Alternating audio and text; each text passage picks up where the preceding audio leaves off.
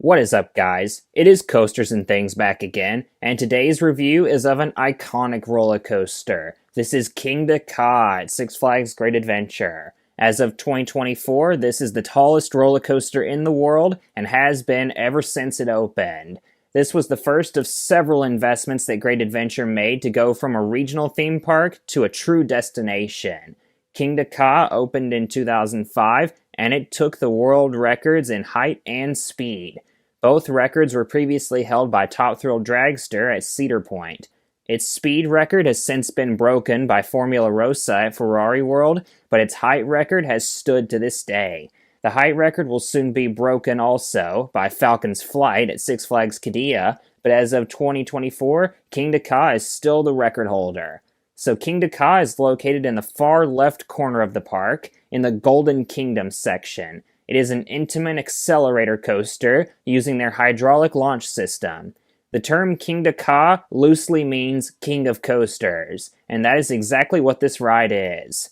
So when you approach Kingda Ka, you notice that no loose articles are allowed at all. You have to put everything in a locker, and I mean everything. Great Adventure is very stiff with their loose article policies on certain coasters, and this is one of them. So after you've put everything away and made it into the station, you get into one of 9 rows. As for which row to ride, I highly recommend the front row. I've ridden this coaster twice and was very fortunate to experience this ride in the front row as well as row 2.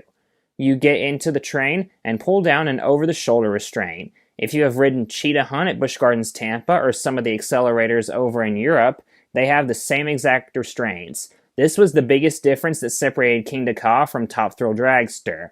Dragster had lap bars, which made you feel much more open, and now as Top Thrill 2, it still has lap bars. A lot of people have complained that they do not like Kingda Ka's restraints one bit as they are more prone to headbanging. While that is true, and while I did prefer Dragster's restraints, I have personally never experienced any headbanging on Kingda Ka because I've sat in the front. If you're in the back, I would imagine you could get more headbanging than the front.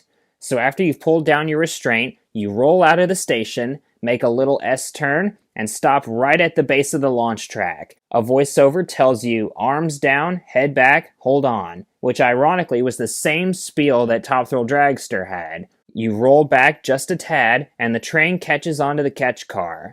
The brake fins come down, you wait for a second, and then you just accelerate down the track. You max out at 128 miles an hour on this launch. It is unbelievable. You go from 0 to 128 in just 4 seconds.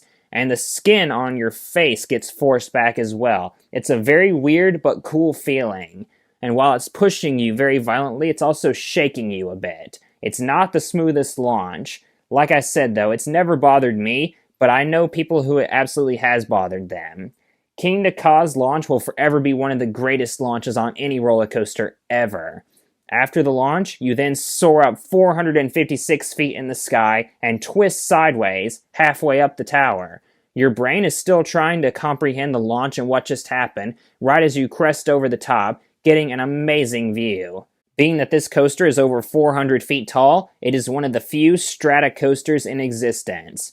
You do slow down a lot going over the top, which is why you need all of that 128 miles an hour to get over. If you're afraid of heights, Kingda Ka actually isn't that bad because by the time you realize you're so high up, you don't have time to think about it because you are immediately falling back down again.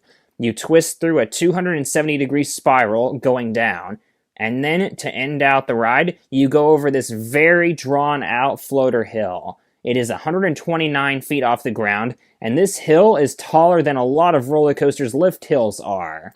In the front, you actually do get some floater airtime going over. This floater hill is something that Top Thrill Dragster never had. It is unique to Kingda Ka.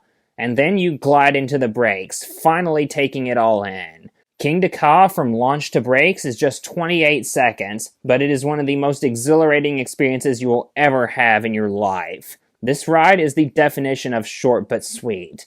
Now, every once in a while, Kingda Ka will launch and not make it over the top. This is called a rollback. They are totally unpredictable. It's pure luck if you catch a rollback on Kingda Ka. That being said, if you do, no need to panic. This ride is fully designed to handle rollbacks. You'll roll back to the base of the launch, the ride will reset, and you'll launch again. In 2014, the world's tallest drop tower, Zumanjaro Drop of Doom, was built into the structure of Kingda Ka.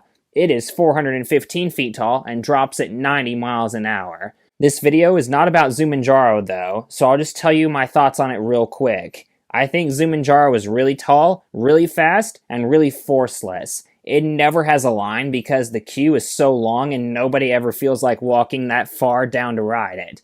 However, it was a great way to add a drop tower that is super tall by incorporating it into Kingda Ka. Now, I can't talk about Kingda Ka without mentioning something that has come about very recently. So Kingda Ka is notorious for breaking down and costing a fortune to maintain.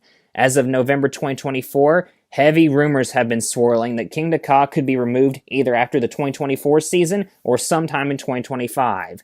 Therefore, I highly suggest you guys go out and ride this coaster while it is still operating, because its days could very well be numbered now. As of now, we do not have an official announcement from the park regarding Kingda Ka, and we may not get one. Kingda Ka is the biggest reason Great Adventure always gets people from around the world to come there. It's not El Toro, it's not Nitro, it's not Jersey Devil or any of the others, it's Kingda Ka.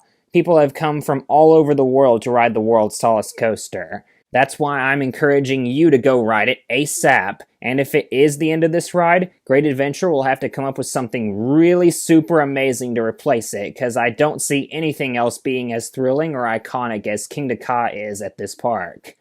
For Kingda Ka's overall score, I'll rate it a 9 out of 10. This is about as intense and exhilarating as it gets for a roller coaster. In my opinion, it is undoubtedly the second best ride at Great Adventure, only behind El Toro. Kingda Ka will forever be an icon all around the world. I remember when I was really young and was intrigued with roller coasters, I always thought Kingda Ka was the most insane roller coaster on Earth, long before I rode it for the first time. I'm just so thankful I was able to experience Kingda Ka, and if you did too, let me know what you thought of it and what you think will happen to Kingda Ka down below. I'd love to hear what you guys have to say. That'll do it for this review. I hope you enjoyed it. Be sure to like, comment, and subscribe. And this is Coasters and Things, signing out.